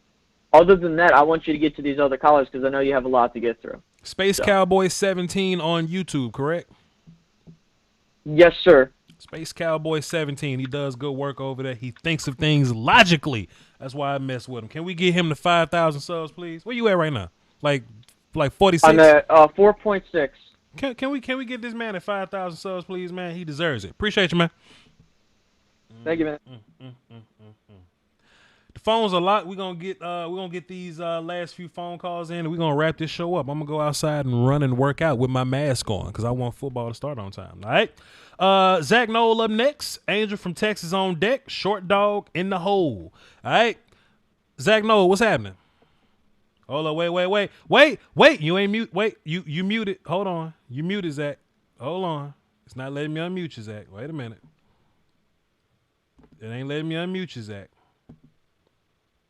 Zach, I would love to get you on the phone, but it's not letting me unmute you, Zach. I don't see what. Can I unmute Angel from Texas? But I can. Oh wait, time Hello? out. Time out. Let me remute Angel. All right, cool. Zach, no, what up, man? hey, what's going on? Can you hear me all right? I can hear you, my guy. What you got for the show? Not much, man. First time calling in. Thanks for taking my call. But you've been around for a while, though, huh, Zach? No. I have. You shouted me out a couple times in the comments, man, so I appreciate that. Shouts out to Zach No. All right, first time call. Let's run it, Zach No. What you got for the show? Hey, so one thing I just want to kind of build on is I completely agree with your comments on Jamal Adams. Sure. He's a great football player. He would be a great addition to the defense. But anything more than a second-round pick, that's a little bit rich for me. Mm-hmm. Because if you look at teams that are Super Bowl teams, in the last, 20, 30 years, which team has been a safety away? Mm-hmm. Safety, especially box safety, is just that position where it's great to have. It's a really it's not a cornerstone piece. Yeah. And so that's going to take me into my next point that I want to talk about is looking into what unit on our defense this year looks like a good unit. And I got to say, with our acquisitions on the defensive line, I'm pretty optimistic about the defensive line. Sure. And I'm not even factoring in, potentially Randy Gregory. Who knows what Aldon Smith is going to be? If he's a Kerry Hyder upgrade, not much better than that. Hey, that's great. That's still a positive. But when you look at the additions at the defensive lineman positions, I'm extremely excited about that prospect. And so I think that's going to be a better part of our unit on defense this year. We're going to be better at the run. We're going to be stronger at the point of attack. And I think we're going to be more disruptive. We may not get the same amount of sack numbers, but I think we're going to be still top of the league with pressures and making quarterbacks uncomfortable. Yeah. And so I have a unique proposition for you, and I want to get your take on this. Go ahead. So, adding an extra piece to this defensive unit, the defensive line unit, to just make our defense better. What if we did say, for example, we went out and we got a one-year deal for a Jadeveon Clowney. We paid him for a one-year deal, and maybe he doesn't want a one-year deal, but it doesn't look like his market's too hot. So if we offered him like a $16 million one-year deal, bring him on this defensive line, have a stud that could just create pressure, more havoc, make that unit even better, I think that would be really beneficial for our defense moving into this season. What do you think? I would love to figure out a way to have Clowney on this team, but I don't want to acquire him the way he wants to be acquired because he does want big money. And the teams that were talking to him, Seattle and freaking Tennessee, they were talking to him, but they ain't talking to him no more because he's not coming down from his number. And I don't think the Cowboys would go in that direction. Now, if I had to pick out a pass rusher and box safety, I would take a one-year deal on a pass rusher. But shit, Clowney didn't get you that many sacks last year, so. It's kind of weird, man. Would I rather have the combination of Smith, Gregory, and Crawford for cheap over the one Jadeveon Clowney and possibly cutting one of those guys? I mean, I don't know. It's a weird situation, and it's kind of one of those things that I'm just kind of on the fence about. I don't really know how I feel. I do think he'll help you. I do think he's good enough to help you. I guess it just depends on the number. Yeah, totally. I'm not about giving him a long-term deal, which I think is what he wants, a long-term deal at a big number. I don't think he's going to get that, so it could create an opportunity.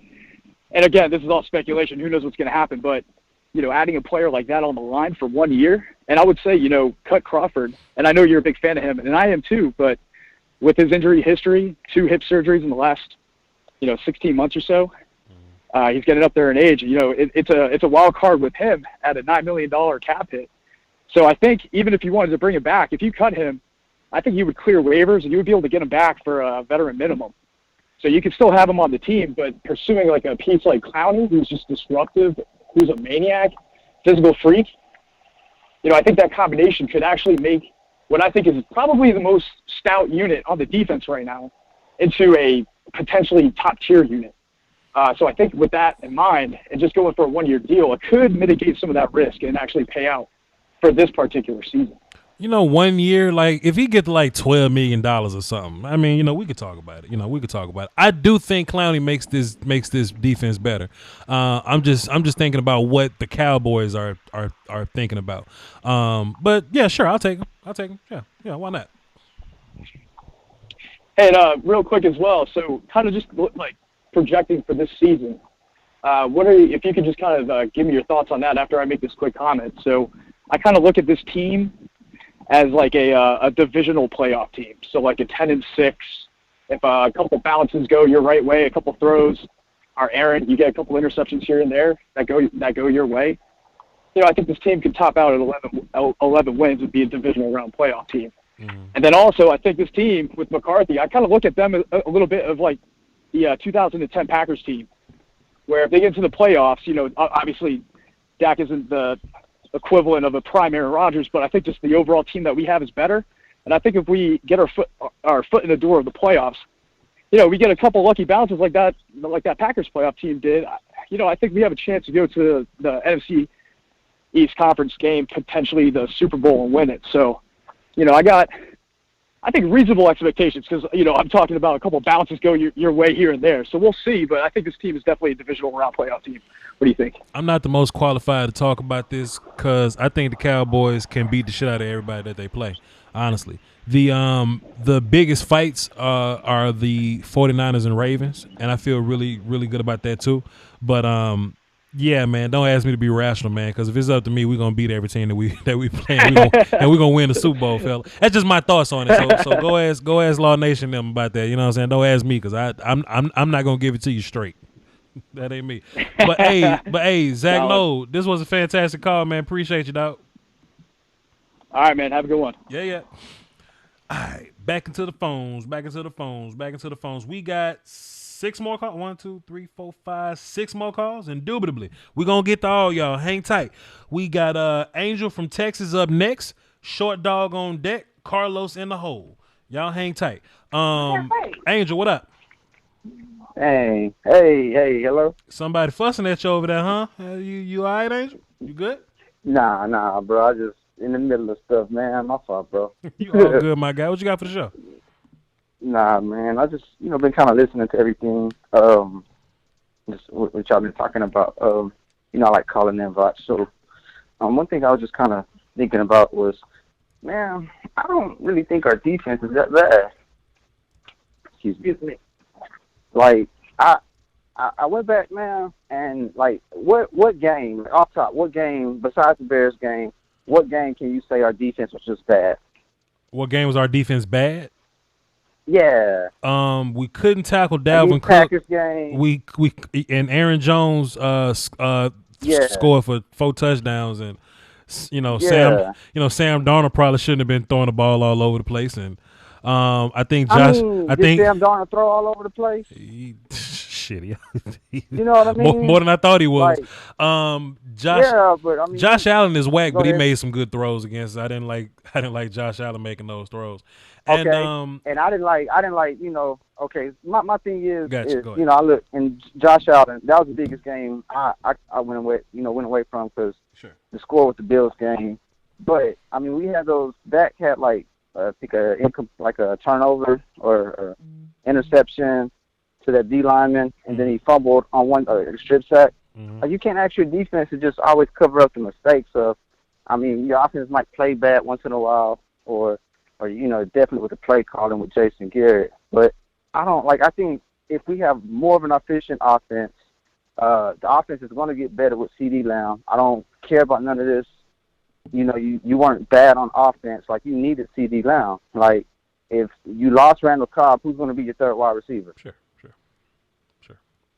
I feel you. And to be fair, I don't think that this team is bad. You know, I think that exactly.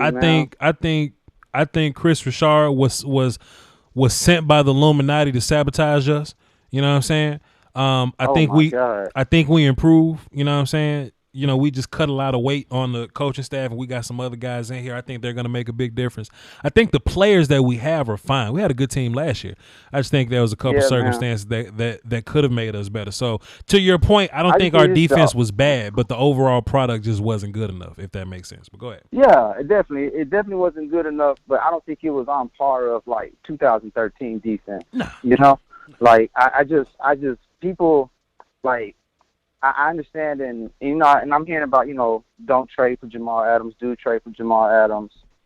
I mean, it's you can't have just number one rated everywhere. You know, can't have the number one rated defense, number one rated offense. We just gotta take what we got and go out there and compete.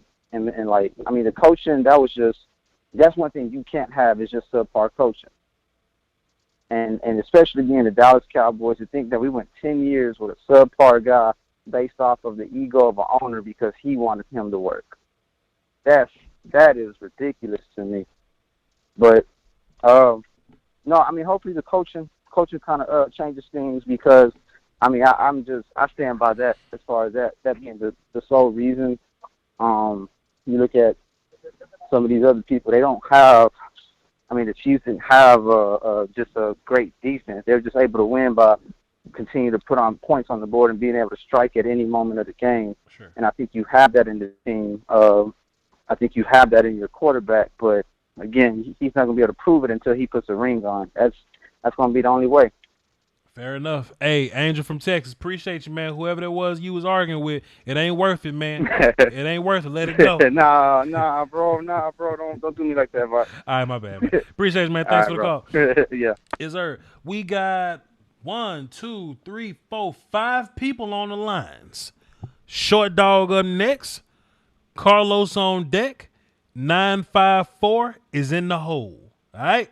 Let's run it for the cardio. Short Dog, what's happening, man? What's up, Voch? Sorry about I could have got the wrong phone earlier. Couldn't hear you, bro. Man, you called me earlier, man. Sound like your phone was hanging out the window while you was driving and using traffic or something under some trees or something. It was something like that, bro. But I got two things I want to say, Voch. The first thing is I think a lot of guys they play too much Madden and they get that Madden GM cap on and they start thinking, you know, we can just trade this and trade that. Because they don't. I got a list here, and this is what they don't understand. You want to talk about safeties, right, but they don't understand a draft pick isn't just the draft pick. It's the value of a draft pick. Look at what happened last year with Laremy Tunsil. He got traded for 2 first-round picks. Now he held a gun to their head, got $66 million over 3 years, and that's the same thing that's going to happen with Jamal Adams. Once we give up draft capital, we're going to have to sign him, and we're going to have to break the cap signing him on a position that isn't a must position. We already signed a running back. We're just going to sign a safety. Might as well sign a tight end. Those are the worst positions to sign.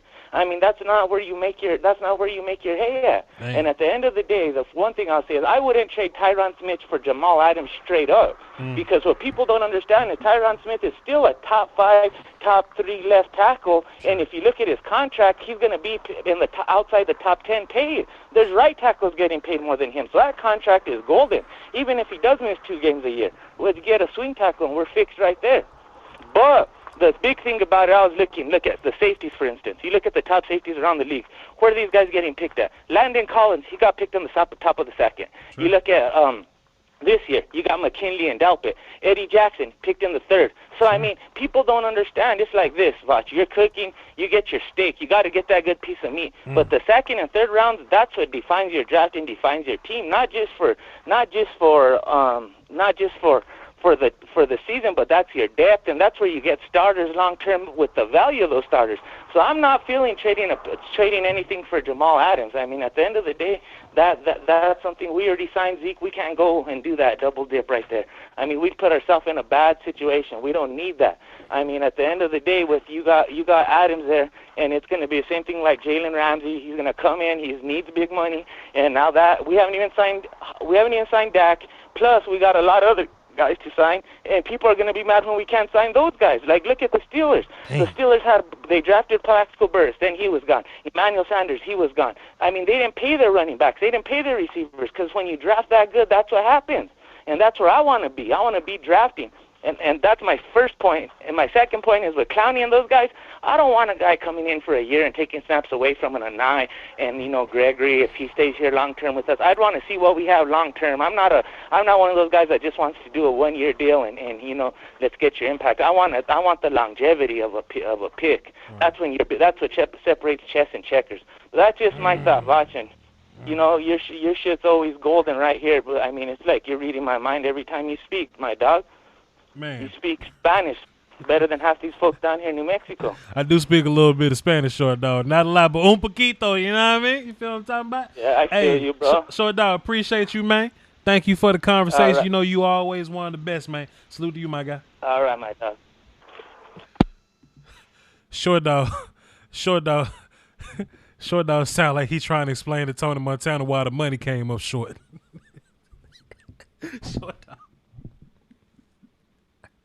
Short Dog's trying to explain. Yo, Tony, I don't know what happened. I don't know. I love Short Dog now. Oh, man. Short Dog, my guy, man. Short Dog. All right, how about this, though? Chat box, let me ask y'all this. George Kittle, 26 years old. Are y'all trading a first-round pick for him? He's a Pro Bowler, number 1 tight end. You know what I'm saying? Best tight end in the league, 26 years old, young, complete, catcher, blocker. You know what I'm saying? Y'all trading the first-round pick for George Kittle? I just want to ask y'all that. That's the question. This ain't got a right or wrong answer. I just want everybody's vibes. I just want to get an idea of everybody's, I just want to get the notions that's going on. I just want to get the temperature up in here. George Kittle, 26 years old. Are you trading a first-round pick for him? Are you trading a first-round pick for George Kittle? I just want to get the vibes here. I just want to figure out how y'all feel. Even though tight ends aren't normally drafted that high, some of them are. Seems like the best ones aren't, but I just want to get y'all vibes though. I'm not doing it, by the way. Voch ain't trading, a first George Kittle, but whatever.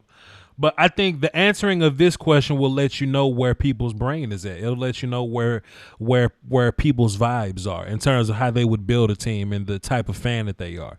The answer to that question, would you trade a first-round pick for George Kittle? I think that'll let you know. Anyway, let's get back to the phones. We got 4 callers left, and we're going to wrap the show up. Then I'm going to go work out. We got Carlos up next. 954 on deck. 903 in the hole. Let's run it for the cardio. Carlos, what up, man?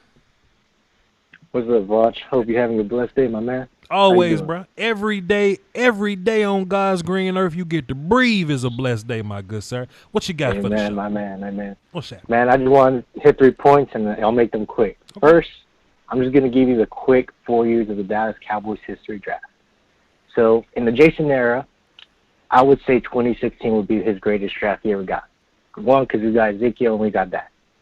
Now, 2017, we got Taco Charlton instead of T.J. Watt. Would you agree? Sure. It should have been T.J. Watt over Taco Charlton. Sure. Now, 2019, we got second-round pick. This is where Rod fell in love with Tristan Hill. Mm-hmm. Correct? Sure. So that's where Jason. I guess you got busted. But in the 2020, as soon as Mike McCarthy got in here, we did not. So this is a perfect example of how teams draft. So it's never expected. So now that we have this new era, we kind of how the other caller said, we had PTSD of, oh shit, we might not get TV land, but here we go. We got the best player available. Sorry about that. I need my water. Coaching changes everything. Like, I truly, truly believe that, offense and defense. And my thought is, with this new era, is how important how we can draft with McCarthy to go on in with Jamal Adams, or do you think McCarthy will be like a more of a kind of Jimmy Johnson ego? Pick my picks. Well, see, I don't to, think to build my team. Well, see, look, like I made a lot of jokes. Like, first of all, I was making fun of Jason Garrett and all that, Mike McCarthy. But in real life, I don't think Mike McCarthy made most of these picks. I think this is Will McClay and Stephen Jones. You know what I'm saying? And I think that. I mean, yeah, we had a fantastic draft this year, but I think we've been having good drafts. Like, this has been one of the better ones. I will give you that. But I think we've been drafting well. You know what I'm saying? Like, we haven't been opposed to drafting receiver or anything like that. So I don't think Mike McCarthy has a say in what happens with this Jamal Adams deal. I just think it just more so that, if the Cowboys end up getting Jamal Adams, then you know what I'm saying? Then it's just gonna be like a team decision. Like, we just decided to get Jamal Adams. You know what I'm saying? Yep. And I agree. I mean, if we do pick up Jamal Adams, it just better be for a good price. We better not be giving up too much because, sure, that's already, shooting yourself in the foot more. Sure. But another point is, Dak versus the contract and the fan versus the media, we gotta stop because, ever since the Dak entered the league, he's been the second most quarterback winning. Sure. He's been a hard worker. He keeps improving every year, and he's a leader. What else do you need him to prove? Right. And I'll just give you 3 games that, always sticks out to me the most. Mm-hmm. The one will be the Rams game, the first preseason Rams game. I don't know if you've seen that game, but that's where I saw his potential. Like, he was hitting deep, quick. Everything was precise and on time. Mm-hmm. The second game would be the Steelers game, where he just, instead of backing down, against the crowd and everything, he showed up. Mm-hmm. And then all the playoff games, not all playoff games were, his way, but I was blaming that more of the coaching than just the luck because, like I said, I would not trust Jason Garrett for shit of bringing me a chip. Well, I tell and you New York what, Giants man, fans, I hope you know that, so good luck. I tell you what, man, the best thing about it, and I kind of want to just, say this about Cowboy Nation in general. Hey, man, Garrett ain't here no more. Him gone. You know what I'm saying? So I don't really think that we have that problem to worry about anymore. And, that just kind of is what that is. But we're on to this new regime. We're on to this Mike McCarthy regime. And, hey, man, we just going to see how that go. We're going to see how that go. Carlos, thanks for the call, brother. All right, man. You have a blessed day. Yeah. I don't know if y'all heard me, but I did get up and go open the door and get the mail that was in my front door and slam it. For those of you that aren't aware, y'all know that we've been doing a new rollout on this channel, and it's a 5-part rollout. And the first part is the new camera setup with the soliloquy videos. There's going to be a lot more of that. That's phase 1 of my 5-phase rollout. And I just got a package at the door that's moving along phase 2 of the rollout. You know what I'm saying? So y'all stay tuned. Y'all stay tuned for the upgrades that we're going to have on this channel, man. Stay tuned for all the things that we're going to do here, man. I just bought a new PC yesterday. You know that point where you like get paid and you sit in front of the computer and you got to figure out where your money's going to go. You pay your bills and then you pay the other little complimentary things. You make your investments and you save your monies. I was in front of my laptop for a smooth 2 hours yesterday trying to figure it out and make it all work. So, hey, y'all, we have a new PC on the way. And, all the things that I've been wanting to do with this channel, I will be able to do them thanks to y'all's contribution. So everybody that made a contribution. I know T-Rod up in that song. I see T-Rod, he dropped something big in the super chat the other day. In the PayPal, I believe. I forgot what he dropped it in, but we always talk about it, man. We always talk about it, but it's real life, man. This thing is on the way. This thing that we call brand new Voch Lombardi channel, it is on the way. You know what I mean? But stay tuned. Part 2 of the 5-part rollout is on the way. Back into the phones. We got 3 callers, and we're gonna wrap it up. 954 up next. 903 on deck. 972 in the hole. Let's run it for the cardio. We got 954. What's up? Who this? Hello?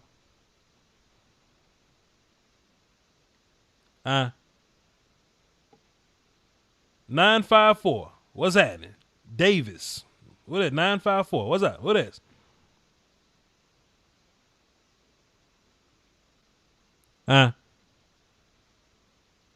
Hello? All right, then. We're going to get 944. We're going to get him up out of here, man. I appreciate y'all. He done went to sleep. He or she done went to sleep waiting on this daggone call. But we're going to move on, though. We got 903 up next, 972 on deck. Let's run it for the cardio. We got 903. What's up? Who this? What's up, man? It's your boy RT, man. Real talk. RT. What's happening, my guy? What you got for the show? Man, chillin', man. It's been a minute, man. I've been watching your show for a long time. Vouch, you know what I'm saying? I've been going to bat with you, too, man. I'm coming here talking about these so-called fans and the I Am Legend monsters, man.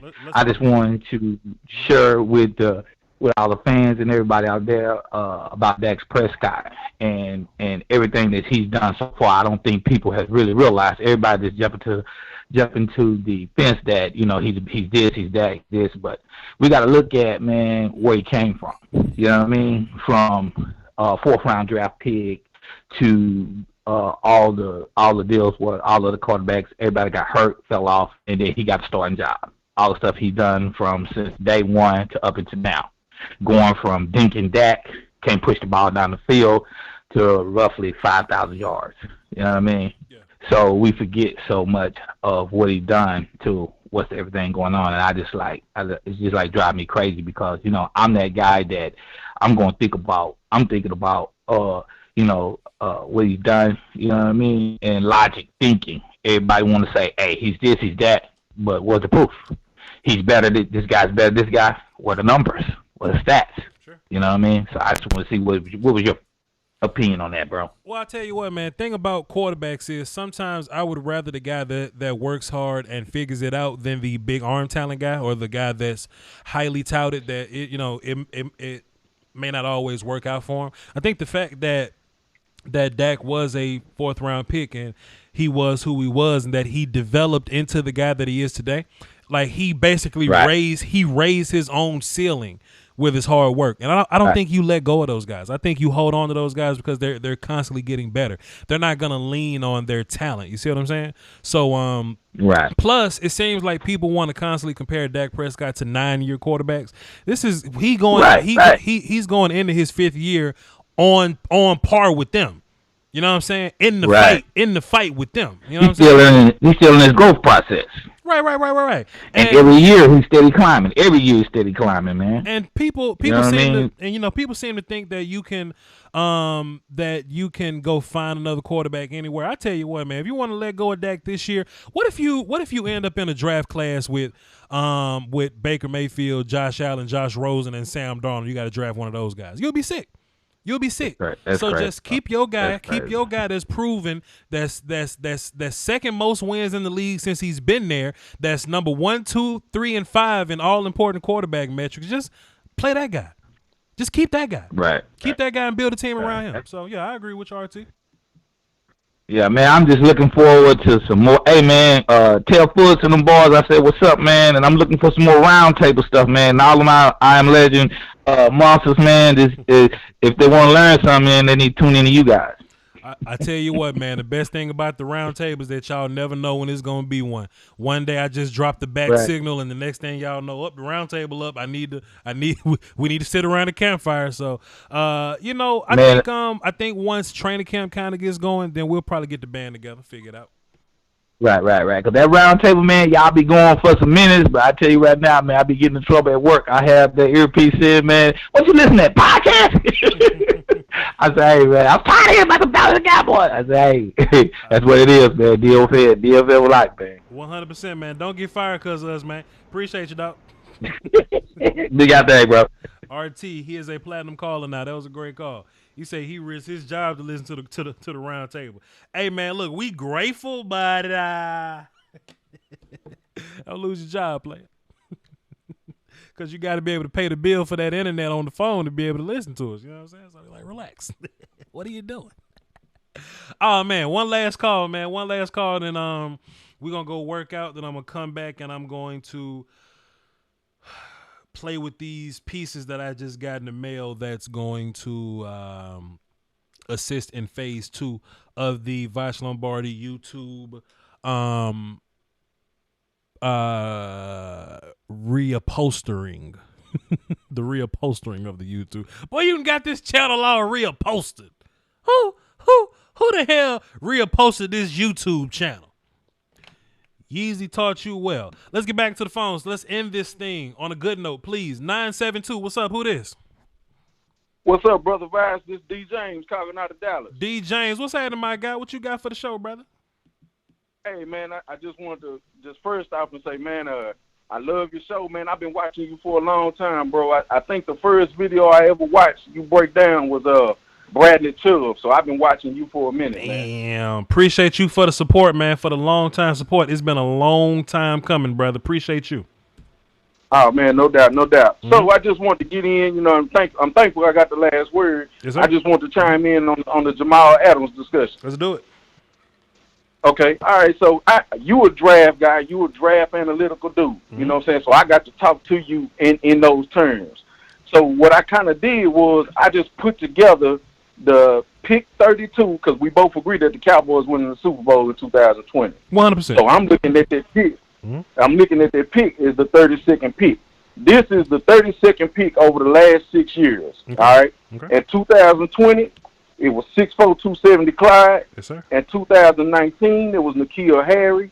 In 2018, it was Lamar Jackson. In 2017, it was Ryan Ramchick. In 16, it was Emmanuel Ogba. And in 15, Malcolm Brown. Sure. Man, outside of Lamar Jackson, man, you are trading that pick for Jamal Adams. And if you're not, you are insane, man. Sure. That's just how I look at it. This is And earlier, I just wanted to address something you said earlier. Go ahead. I know you look at pick 32 as selling the farm. I get it. You trying to build that dynasty. I'm a little older Cowboys fan, so I got to see that first run, and it was beautiful. But, man, trying to build a dynasty and trying to build that team through the draft like that, man, that went away with the 80s 49ers. That went away with the 90s Cowboys. Nowadays, you got to be able to do trade, draft, free agency. It all got to be you got to use every aspect of that in team building. And man, we haven't seen the Cowboys make a splash on defense like that as far as a move in a long time. And I just think the 32nd pick, that's a hell of a value, man, for an all-pro defensive player. Okay. So this is my response to that. So yes, the 32nd pick, first of all, we can't always draft for those guys because I don't always think that people can draft very well, first of all. So Lamar Jackson is a really good pick there. But let's not just look at 32. Let's look at who was on the board at those 32nd picks. You know what I mean? Because think about like Greedy Williams, who was my number one corner a couple years ago. Think of guys like DK Metcalf and AJ Brown, you know, guys like that just set the league on fire. I like the offensive lines like, you know, offensive linemen like Cody Ford, who was on the board at 32. I mean, yes, certain guys got picked at 32, you know what I'm saying? But in my mind, it's more so who is on the board. Even this year, right? I mean, you look at guys like I mean, if you wanted a safety, Grant Delpit was on the board at 32. It just didn't take him there. So, and then, look, to be fair to your point, the player that's available at 32 that you could take, even though I could like them, they may not be better than Jamal Adams. But you ask yourself, what's more impactful on this team? 5 years of Grant Delpit cheap or 5 years of Jamal Adams expensive? And I think go ahead. Go ahead, bro. No, you good. Go ahead. No, I was gonna say that's really the argument, really. Is how are you looking at this thing? Do you want to try to win now in a short window? Or do you want to keep trying to build for down the road?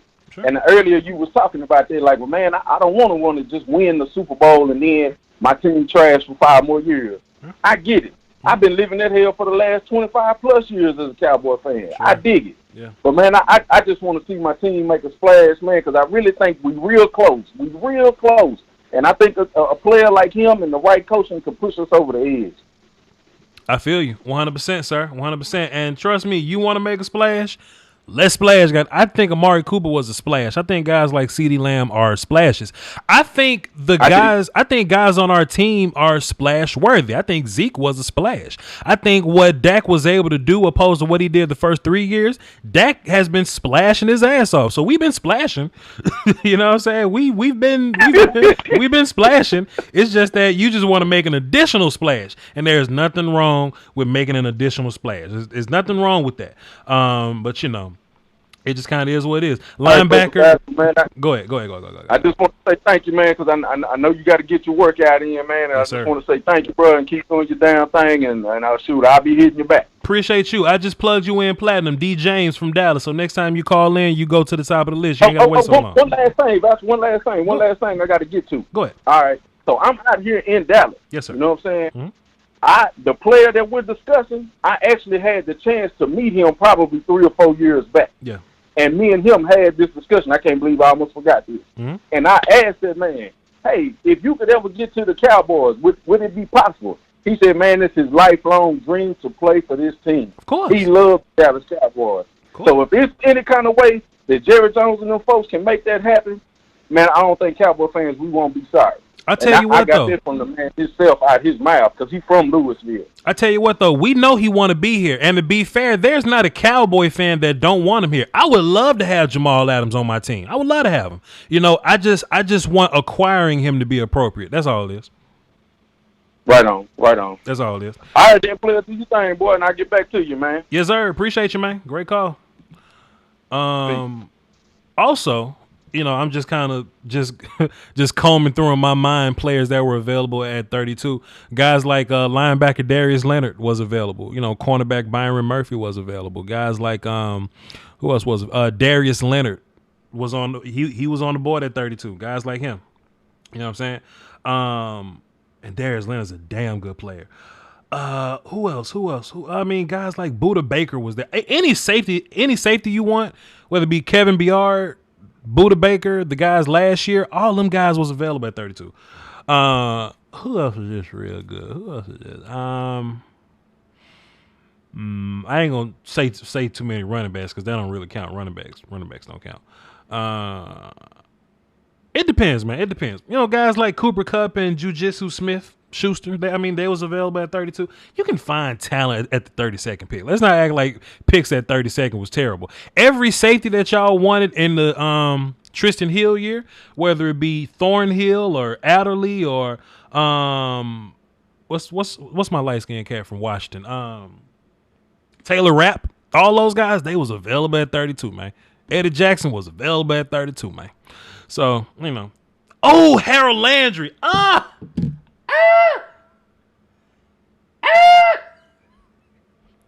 was ready to push Van Der Esch off a bridge for Harold Landry. Y'all was making fun of me. Oh, boy, Van Der Esch had that good freshman campaign. And I was like, man, I would still rather have Harold Landry. Y'all was making fun of me. Boy. Give me Harold Landry. Stop playing. Give me Harold Landry and stop playing, my dude. Anyway, I think that's it, though. I think that's all I got for y'all today. This was a fantastic show. Appreciate y'all for being here, man. This was fun. This was great. It was good to get people in and just have a conversation, man. I don't want to just fight with people all the time. That's why I do the soliloquy shows, you know what I'm saying? Because I just be wanting to talk without fighting. But I think today we had some pretty interesting conversation without fighting each other. And I think that was very productive. I think that was very, very productive. So what's coming up next? What's up next? Hell, Miles Jack was available at the 32nd pick. Chris Jones. Hey, look, big bad defensive tackle at Kansas City. Chris Jones was on the board at 32. Cowboy fans, y'all want the nasty 3-tech, Chris Jones, or y'all want Jamal? I'm just playing. I ain't doing this no more. But hey, I appreciate y'all for tuning in, man. This is fun. I need to go work out so I can run back home immediately so I can play with this new technology. So I can see how it works, so I can see what my channel is going to be like in the future. All right. I appreciate y'all for tuning in. Let me check out my PayPals. I know Marcus Hardison dropped $5 in the PayPal. He said, can he get a war chant for his daughter? That's a sophomore at Tulsa. I don't have my sound effects pulled up because I kind of did this on the fly. But chat box, can we get some big shouts to her? Can we get some big hand claps and fire emojis for her? Can we pull that off, please, chat box? I know y'all the greatest. Also, let me hit my YouTube button. Viewer activity. Scroll. Because I know it has some PayPals in here. I mean, not some PayPal. Some Super Chats up in here. And I want to address those real fast if YouTube let me. I know Space Cowboy dropped something in there. I know. God damn, Carlo. They're not going to let me see? They're not going to let me check my Super Chats? Damn, they're not letting me check my Super Chats, man. Damn. But I know the people that did it, though. I appreciate y'all. Salute to y'all. I apologize. My bad. But they not letting me see my Super Chats. That's whack. That's terrible. Damn. I'm going to go back and look. I'm going to take the back way and look them up. And I'm going to come back on the next show, and I'm going to shout y'all out on the next show. I sincerely apologize. You know I shouted all of my Super Chats at the end of the show, man. Damn. My bad, y'all. But, hey, I appreciate y'all for tuning in, man. We're trying to build this channel. Y'all stay tuned with me. Keep working out. We got some good things on the way. Nisha Mahomes in the chat box. It's Pat Mahomes' auntie. She'll get on this thing and scream on y'all about her nephew. Me and her go way back in that Pat Mahomes is the best quarterback in the draft conversation. It is what it is. But y'all hold it down for the Doski, Woski, and Peasky Whiskey, man. Until next time, we'll bring another good show to y'all. So peace and hair grease. Let's go get in shape, y'all. And put your mask on so we can get football on time. Now I'm going. Holla at you.